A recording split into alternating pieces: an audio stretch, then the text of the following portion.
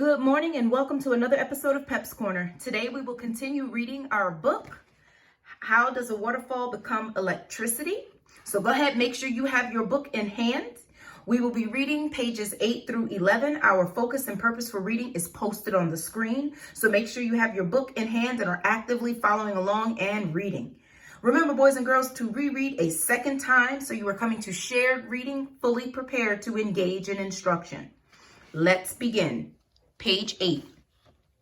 Early uses of water power. Water has been used for power for thousands of years. The simplest early device was a water wheel. This is a wheel that is pushed by flowing water.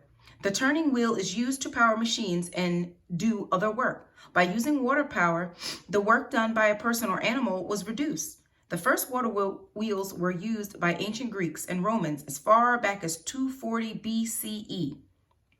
They were used for grinding grains, getting water to villages, and irrigating, which means watering crops.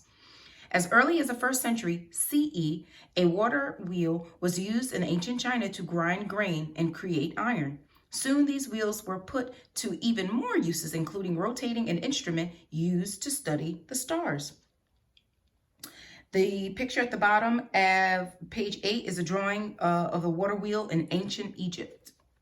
In Europe, after the year 1000 CE, water wheels became even more popular. There was much more work to be done, but not enough people to do it. Mills were built to put energy of flowing rivers and streams nearby to use. Mills are machines or buildings with machines that use water wheels to convert flowing water into power. People during this period used mills to make paper, grind grain, flatten cloth or paper, and crush objects. Many European countries have used water wheels for power. A historic water wheel in Ireland is the picture on the bottom of page 9. The water wheel. The water wheel develops over time, but most water wheels share the same basic features. Most are made of wood or metal. The wheels often have blades or buckets on them to catch the water that will turn the wheel.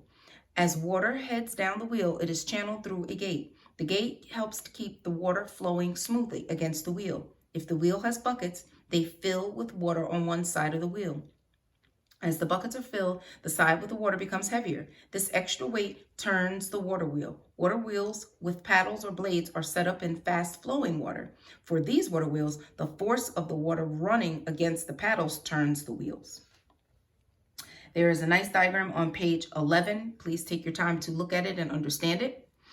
As a water wheel turns, it also turns a shaft, a kind of bar, attached to the wheel. This shaft powers a machine that does the work, such as grinding grain. The diagram shows how a water wheel uses water power to grind grain. Smoky Mountain Mills. 2 mills are still in use today in the Great Smoky Mountains National Park in North Carolina and Tennessee. People can visit the mills and purchase products made there.